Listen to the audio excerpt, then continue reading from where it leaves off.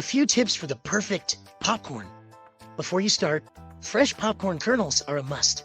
Stale or expired popcorn kernels will not pop and can result in burning. Store your popcorn in an airtight container after opening to keep them fresh. Refrigeration is not recommended for use with microwaves with turntables only. Only use the popcorn popper in a clean, fully functioning microwave oven with an unrestricted rotating turntable. Make sure your microwave is clean and free of grease buildup.